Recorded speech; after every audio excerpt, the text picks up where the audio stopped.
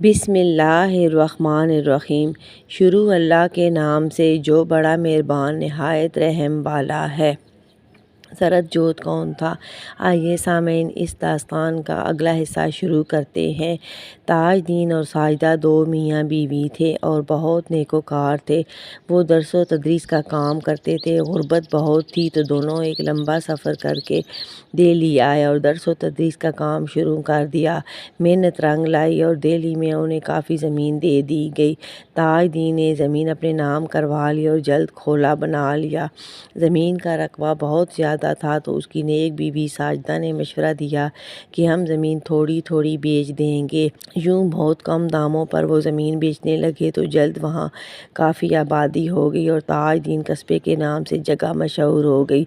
जगह ख़रीदने वाले सबसे पहले नौजवान अरमान अली थे और वो हिजरत करके दिल्ली आए थे। ताजदीन ने अरमान अली को अपनी बेटी का रिश्ता दे दिया तो नातेदारी हो गई। अरमान अली दूर किसी स्कूल पढ़ने जाते और जल्द ताजदीन और अरमान अली ने प्राइमरी स्कूल मंजूर करवा लिया तो अरमान अली वहाँ उस्ताद लग गए। वो मुंशी जी के नाम से बुलाए जाते थे और बहुत जल्द मुंशी जी अरमान अली ने पालन तक रसाई हासिल कर ली और दोनों में ताल्लुकात हो गए तो मुंशी अरमान अली ने अपनी बेटी मालवी का रिश्ता लालिका के बेटे बाइब को दे दिया। पालन के दो बेटे और दो बेटियां थीं, वतन नारायण, लालिका नारायण, जीनत और राहत शाम। पालन ने वतन नारायण की शादी डेवी से कर दी और उन्हें अपना जानशीन बनाकर बरी ज़िम्मा हो गया। वतन नारायण ने बहनों और भाई की शादियों का बाप से मशवरा भी ना किया। हाँ, कार्ड छपवा कर पालन को जाकर दिखाया। पालन हंस पड़ा तो एक कार्ड मुझे भी दे दे, बिना कार्ड के सिक्योरिटी मुझे अंदर नहीं आने देगी। वतन नारायण बहुत महजूज हुए। वतन नारायण के बड़े बेटे यौवन थे और घर में वो बड़े थे लड़कों में और बहुत जिम्मेदार थे। मित्रों, घर में डेवी, ज़मीन और मरियम रहती थी। लालिका और जीनत कसरे सुल्तानी में ब्याही हुई थी मगर वो घर होती तो ज़्यादा वक्त बाप भाई के साथ रहती। दोनों को किचन का और कामों का पता नहीं था। ज़मीन को चाय बनानी भी नहीं आती थी और मरियम तो शहजादी थी, भारी भरकम लिबास पहनती, सोफ़े पर नीम दराज रहती। वो जज थी और गैर मुल्की दौरों पर भी रहती। डेवी सिक्योरिटी में भी जॉब करती और घर गृहस्थी करती। वो सेहतमंद, कंधों तक कट्टे रेशमी बाल, सडोल जिस्म की दराज का हमेशा तंदुरुस्त रहने वाली खूबसूरत पर्सनैलिटी की मालिक थी। वो कभी बीमार ना पड़ी और ना कभी थकी।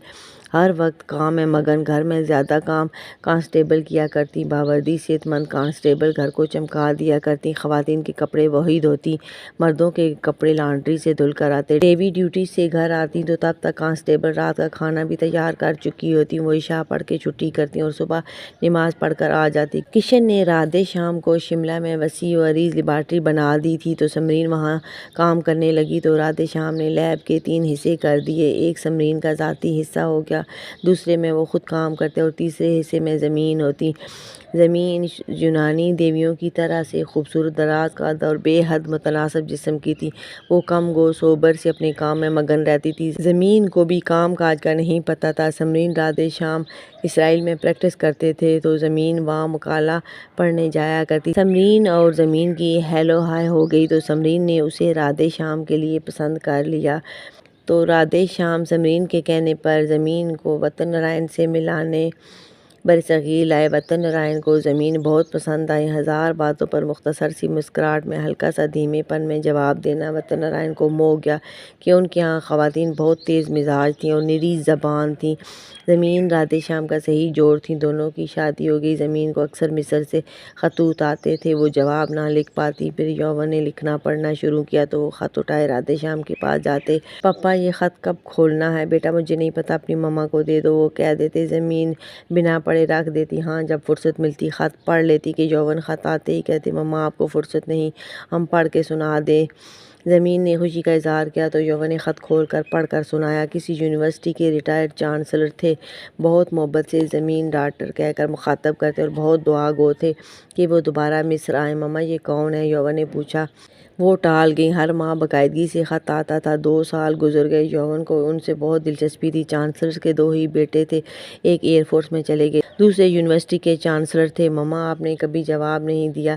बेटा मुझे टाइम नहीं मिलता। ये कौन है? यौवन ने पूछा। यौवी कोई 25 साल पहले मैंने इनकी यूनिवर्सिटी में जाकर मकाला पढ़ा था, तब से ये मुझे ख़त लिखते थे। मेरी शादी हो गई, मैं शिमला आ गई तो रिवर्स भाई ने जवाब लिख भेजा कि ज़मीन की शादी शिमला में राधेश्याम से हो गई है। अब उनकी रिहाइश बरसगीर में है। तब फिर उन्होंने इंडिया में मुझे ख़त लिखने शुरू किए। यौवन रो पड़े। मम्मा मैं जवाब लिख दूँ? श्योर। वो खुशी का इज़हार करती हैं। यौवन ने साहब खतूत की बिना पर जवाब लिखा और ज़मीन को पढ़ाया। ख़त ज़मीन की तरफ से था। ज़मीन ने ख़त फाड़ दिया। नो, ये बेईमानी है। अपनी तरफ से जवाब लिखो और लिखो। मम्मा ज़मीन ने कहा है जवाब लिखो। यौवन ने ऐसा ही किया। ख़त पोस्ट हुआ और मित्रों रिजेक्ट होकर वापस आ गया। वाट? ज़मीन को भी शॉक लगा कि ख़त कैसे रिजेक्ट हो गया। ख़त खोलकर पढ़ा गया था। ज़मीन राधेश्याम के पास गई और ख़त दिखाया। वो मुस्कुरा दिए। ज़मीन क्या सबूत है यौवन के पास कि ये ख़त ज़मीन ने लिखवाया है? ज़मीन ने फिर गौर से ख़त को देखा। मुझे तो समझ नहीं आई। तो वो बोले आप इसी ख़त में यौवन के दस्तखत के साथ अपने साइन और मोहर लगा भेजें। ज़मीन ने साइन करके मोहर लगा दी। यौवन ने दोबारा वही ख़त नए लिफाफे में पोस्ट कर दिया। तो जल्द ख़त जवाब के साथ खुशी के इज़हार मिलने की तमन्ना लिए आ गया। यौवन बहुत खुश हुए और कागज़ कलम लेकर बैठ गए जवाब लिखने। यौवन अपने बारे में लिखते, उनके बारे में पूछते। 2 कौमी नज़रिया पास हो गया। फिर कांग्रेस की हिंदुस्तान छोड़ दो तहरीक चलाना। फिर तहरीक अब बुरी तरह नाकाम हो। फिर उर्दू को सरकारी दफातर से ख़त्म करना। हाँ, वो हर ख़त ज़मीन को पढ़ा कर दस्तखत ले लेते और मोहर लगवा लेते। फिर पालन की डेथ पर मिस्त्रियों का पूरा वफ्द आ गया। कई दिन रहा, फिर आना जाना लग गया। तो एक दिन ज़मीन यौवन को ले गए। दोनों काहिरा के एयरपोर्ट पर उतरे तो वाइस चांसलर लेने आए हुए थे। उनके साथ चांसलर का बेटा फ़ारस था। फ़ारस यौवन से चंद साल बड़ा था। वो घर ले गया। उनका खूबसूरत सा महल था। चांसलर ने पुरजोश इस्तकबाल किया। वो राधेश्याम की एज का था। उनके वालिद साहब आए, वो पालन की एज के थे। ज़मीन तेज़ी से उनके पैरों को हाथ लगाया। सर मुझे खुशी है आपको दोबारा देखकर। वो वाकई मुसरत से बोली। फ़ारस की 3 बहनें थीं, मिस्रिया, दिशिया, डिलीशिया। मिस्रिया का निकाह हो चुका था। फ़ारस भी शादीशुदा था। यौवन को दिशिया बहुत पसंद आई। डिलीशिया छोटी थी और स्कूल जाती थी। चांसलर के 2 बेटे थे। एक फ़ारस का बाप जिसने यूनिवर्सिटी संभाली थी, दूसरा हन्नान, वो एयरफोर्स में बड़े रैंक पर था। ज़मीन और यौवन कुछ दिन रहे तो हन्नान भी वाइफ और अपने बेटे और बेटी के हमरा आ गया। मिस्रिया उसी की बहू थी। ये लोग वापस आए तो ज़मीन ने वतन नारायण से जिक्र किया कि 2 बच्चियां हैं, एक यौवन के लिए ले आते हैं, दूसरी फिर जब सहरी बड़ा हुआ तो उसके लिए कर लेंगे। हुकूमती सतह पर रिश्ता मांगा गया तो हक महर में बहुत मराहत मांगी गई तो वतन नारायण ने फ़ौरन इनकार कर दिया। हमारे यहाँ बच्चियों की कमी तो नहीं कि गैर मुल्कियों को ब्याह लाएं। यौवन ने घर में झगड़ा डाल दिया। सुनील अब्बा ने उसे काफ़ी मारा पीटा कि सुनील हाथ के खुले थे और शोर हंगामा पसंद ना कर। यौवन का निज़ा की तरफ बहुत झुकाव था। वो जाकर निज़ा के पास बहुत रोए कि मैं छोटा था तो इन लोगों से मेरा नाता बन गया, मैं दिशिया से ही शादी करूँगा। यार छोड़ो ना, अपने मुल्क में थोड़ी बच्चियाँ हैं। निज़ा ने कहा। तो मामा मरियम में क्या बुराई थी जो बापूजी मैम को एंजुला को ब्याह लाए। यौवन तड़ाक से बोले तो नायाब, सहरीन और चंद साला मारूम भी हंस पड़े। निज़ा भी बेबसी से मुस्कुराने लगा था। अच्छा ठीक है, चलो उज्जवल के पास चलते हैं। निज़ा को और तो कोई जवाब ना बन पड़ा तो वो यौवन को लिए हेलीकॉप्टर में जा बैठा। निज़ा तुम पलटोगे कब तक? दिन सारा पड़ा है और काम की ज्यादती। यौवी का तो दिमाग ख़राब है, ना खुद ड्यूटी करता है और हमारी जान को आया रहता है। नायाब खफकी से कहने लगे। निज़ा हेलीकॉप्टर स्टार्ट करते हुए बोला। यौवी सोच लो, मिस्रियों के तो एहरामों में रखी मम्मियाँ सुना है रातों को उठ उठ कर चलती हैं। निज़ा बेध्यानी से कह गया। मगर मित्रों यौवन बुरी तरह चीखें मारते निज़ा से लिपटे। निज़ा तवाज़न बरकरार ना रख सका और यौवन समेत अपनी साइड वाले दरवाजे से ज़मीन पर धड़ाम से गिरा। लाशौरी तौर पर निज़ा ने अपनी टांग टेक ली थी, जिस पर यौवन को संभाल लिया। निज़ा को भी समझ ना आई कि हुआ क्या है। दोनों की चीखों से वहाँ तूफान आ गया। मारूम और सहरीन भी डर कर चीखें मारने लगे थे। नायाब ने तेज़ी से संभाला। दोनों बुरी तरह घबरा गए थे। दोनों को संभाला गया तो मित्रों निज़ा के कोले कुछ डैमेज हो गए थे, बाकी दोनों ठीक थे। मम्मी जिंदा होकर यौवी के साथ हमें भी खाएगी। नायाब ने यौवन को कई चांटे लगाए। यौवन 5 साल नायाब से बड़े थे, मगर चूंकि बाजी राधेश्याम से चली थी तो नायाब को भी मारने का इख्तियार दिया गया था। यौवन बाइबल को, नायाब, मारोम, सहरीन, अपालुन, एरन को मारने का इख्तियार नहीं था। चंद दिन निज़ा बिस्तर पर रहा तो उसे आराम आ गया। उज्जवल ने माताजी को तैयार किया और उज्जवल, माताजी और निज़ा तीनों काहिरा गए और मिस्री गवर्नमेंट से मिले। उज्जवल ने मुनासिब हक में तय कर लिया। वो कुछ नाखुश थे, मगर निज़ा ने कहा हम 3000 नफरी बारात लाएंगे। तो सदर बहुत हैरान हुआ और ये एक बड़े एजाज़ की बात थी, वरना चंद 100 अफराद भी बमुश्किल बैरून मुल्क बारात लेकर जाते। 3000 नफरी पर सदर ने हक महर से भी कुछ और कम कर दिया और बहुत खुशी और आनर का इजहार किया कि मैं भी शायान शान प्रोटोकॉल और खाना दूंगा। निज़ा इतनी नफरी नफरी हम कैसे लाएंगे। माता जी सख्त हैरान थी। माता जी, एरोप्लेन इसी दिन के लिए मैंने दुनिया भर से इकट्ठे किए थे और इंसान से बढ़कर चीज़ें नहीं हुआ करती। उन्होंने बेटी दी है तो ऑनर देना हमारा भी बनता है। मैं तो बलि चढ़ा था, अब मैं यौवी की बार अपना भी अरमान निकालूंगा, वो बोला तो माता जी चुप हो गई। उन्होंने एजाज से रुखसत किया। दिल्ली एयरपोर्ट पर उतरने लगे तो निंदा जी अचानक बोली, निज़ा ये 3,000 दावती कार्ड लिखेगा कौन। तो निज़ा उज्जवल बेख्तियार हंसते हुए निंदा जी से लिपट गया और तवाज़न बिगड़ा, मगर उज्जवल बेपनाह फुर्तीला था, खुद भी संभल गया, दोनों को भी संभाल लिया। वो कई सीढ़ियाँ लुढ़क गए थे। निंदा जी और उज्जवल की भी चीखें निकल गईं। मनहूस निज़ा, तू इतनी चीखें मारता है कि देखो मुझे चंद दिनों में आदत पड़ गई। वो निज़ा के बाल खींच कर बोली, माता जी आप बहुत अच्छी हैं, बस आपका हाथ खुलाया। निज़ा ने मोहब्बत से उनके गले में बाजू डालते हुए कहा कि जब वो लुढ़कने लगे तो निंदा जी ने बेख्तियार निज़ा को अपने बदन के ऊपर कर लिया कि वो सीढ़ियों पर रगड़ ना खाए। निंदा जी के आंसू निकल आए और उसे बाजुओं में कस लिया। निज़ा का भी दिल भरा हुआ था, उसने माँ का प्यार ना देखा था। यौवन की शादी धूमधाम से हो गई।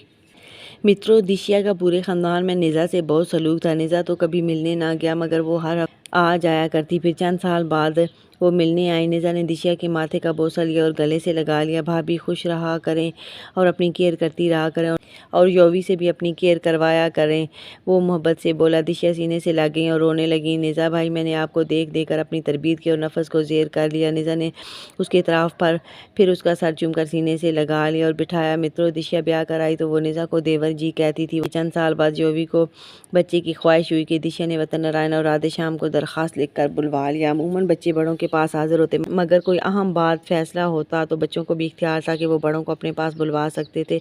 लिखकर या पैगाम देकर दोनों भाई आ गए तो डेवी, मालवी, यौवन मौजूद थे। दिशिया कहने लगी, डैड यौवी अब 3 साल के बाद बच्चा चाहते हैं। ओके, तो ये तुम दोनों की अपनी मर्जी है, तुम आपस में मशवरा कर लो। वतन नारायण नरमी से बोले, डैड मशवरा कर चुके हैं, यौवी नहीं मान रहे, वो बच्चा चाहते हैं बट मैं अभी बच्चा नहीं चाहती। तो वतन नारायण चौंक गए। जाहिर है दोनों फरीकों में तनाज़ा था तो बड़ों को बुलाया गया। आप वजह बताएं बहू। राधे श्याम बोले, पापा मुझे ब्याह के निज़ा देवर लाए थे और निज़ा देवर बहुत खूबसूरत है। मैं रोज़ मैरी का मकाम नहीं पा सकती कि यकटक निज़ा देवर को देखकर दिल और आंखें ठंडी करूं। हाँ, वो मेरी सोचों पर हावी है। मैं एक मौलम की बेटी हूँ, मुझे अपनी इस्लाह का मौका चाहिए कि मैं अपनी सोच को लोगों से शेयर कर सकूं। राधे श्याम मुस्कान से बोले, मतलब बहू तुम अपने मन के चोर को मारना चाहती हो। जी पापा, उसने इतराफ़ किया। और अगर यौवी तुम्हें मौका ना दे और बच्चे की विलादत के लिए हम पर जोर डाले और हम तुम्हें मजबूर करें तो इस सिलसिले में तुम्हारा क्या मौक़िफ़ होगा। राधे श्याम ने पूछा। पापा, फिर मैं निज़ा देवर को इन्वॉल्व करके तलाक ले लूँगी। वो इतमाद से बोली तो सब चौंके। दिशिया, मुझे तुम पर इतमाद है, जो आला मर जाने की हद तक निज़ा को पसंद करती है। यौवन बोले, नहीं पापा, मुझे आप लोग समा दे सकते हैं तो ठीक है। राधे श्याम ने वतन नारायण को देखा। शाम जैसे आपको मुनासिब लगे। राधे श्याम सोचने लगे। फिर मुकेश जी को फ़ोन किया। मुकेश भाई, यौवी अब बच्चा चाहता है जबकि बहू इनकारी है। बहू ने इनकार की रीज़न निज़ा का सोचों पर हावी होना, बताइए आप क्या कहते हैं। मुकेश जी ने तवील सांस ली। निज़ा के सैर से निकलना वाकई मुश्किल है। बहू मुअल्लम की बेटी है तो ज़बान पर मसला ले आई थिंक बहू को समा देना चाहिए। अमेजिंग कि रोज़ मैरी का सिर्फ बच्चियां खुद पर ले रही हैं और ये खुश आइंद बात है। तो बहू को कितना समा दें। राधे श्याम ने पूछा। वो निज़ा से मिलती है। मुकेश जी ने पूछा। हाँ, यौवी खुद हर हफ्ते मिलाने ले जाता है। निज़ा गले लगाकर माथा चूमता है और कभी 4,000 5,000 हर बार हाथ पर रखता है। राधे श्याम ने बताया। नहीं, वो 3,000 नफरी बारात लेकर गया था यौवी की खातर और बहू को कम रकम देता है। वो पारस है मुकाबल को खंगाल डालता है। बहू को मिलने अकेले भेजा करें। राधे श्याम ने यौवन को समझा दिया कि बहू जीप में खुद मिलने जाया करे। हम मामले को तूल नहीं देते, तुम्हारी बात नहीं मानी जाएगी कि बहू की बात में वजन है। ठीक है पापा, मुझे निज़ा पर एतमाद है। यौवन बोले तो दिशिया अनस पड़ी। यौवी, अगर तुम कहते ना कि मुझे दिशिया पर एतमाद है तो भी मेरे लिए सर्टिफिकेट था। तुम्हें अपने भाई पर एतमाद है तो मुझे अपनी ट्रेनिंग में आसानी रहेगी। यूँ दिशिया अकेली निज़ा से मिलने आने लगी, कभी हैदराबाद में कभी पूना। घर में तो उसने जान लिया सेक्स निज़ा के नज़दीक सिर्फ बदन का तनाव था जिसे निकालने के लिए शरीके हयात काफ़ी होती है। निज़ा ने उसे समझाया कि सेक्स की तशरीह को बंदा अच्छी तरह समझ ले, अपनी ज़िंदगी में लागू कर ले तो बाकी बुराइयां खुद ब खुद दम तोड़ जाती हैं। साल के अंदर अंदर दिशिया ने खुद की ऐसी तरबियत की कि वो खुद भी अपनी अंदरूनी तब्दीलियों पर हैरान रह गई। तब वो निज़ा से बुरी तरह लिपट गई, उसे चूम लिया। हाय मेरे प्यारे भाई, मेरे बरसगीर में मायके की जगह बनाने वाले भाई, मैं खुद को ममता के दर्जे पर देख रही हूँ। निज़ा हंसा और उसका माथा चूम लिया। निज़ा ने मैरी को बुलाया। मैरी ने उसका श्रृंगार किया। निज़ा ने सफ़ेद अरूसी जोड़ा पहनाया और शिमला ले गया। रात निर्वाण पेट रह गया। चंद साल का निर्वाण अमरा था कि दिशिया मिलने गई। उसका बड़ा वकार था, बड़ी बहू थी और बेहद समझदार, मामला फहम और बाकिरदार थी। निज़ा कहा करता, आँख का झुक जाना हया की अलामत थी, आँख का उठना और खुब जाना बढ़िया किरदार की अक्कासी करता है। मन का चोर आँख में रहता है। भले ही निगाह उठे और जम जाए मगर निगाह का चोर आँख को गड़ने नहीं देता। ओबाश निगाहें जम कर भी ज़रूर भटकेंगे और दिशिया इस मंजिल को पार कर गई तो निज़ा ने उसे अरूसी जोड़े में भरन भरी रुखसत कर दिया। कुछ दिन बाद निज़ा मिलने गया। भाभी कैसी हैं आप? निज़ा ने सामने बैठते हुए कहा। निज़ा भाई सहरी 12 साल 2 माह के हो गए हैं। मेरी बहन डिलीशिया 16 साल की है। पापा कहते हैं वो नायाब को दे दे। मैंने पेरेंट्स से बात की है, वो जेठ जी को नहीं मानते कि उनकी शादी की उम्र गुजर गई है और हमारा बचपन से ही सहरी को देने का इरादा था। पापा आज मुझ पर काफ़ी खफा हुए हैं। भाभी आप फिक्र न करें, मैं उज्जवल को भेजता हूँ, वो शाम अंकल को समझा देंगे और उज्जवल ही माताजी को ले जाएगा, मामला तय कर लेंगे। वो गले लग गईं तो दिशिया के मुंह से बेख्तियार अल्हम्दुलिल्लाह निकला। तारीख पड़ गई तो निज़ा हज़ार नफरी ले गए और निकाह रुखसती करके ले आया।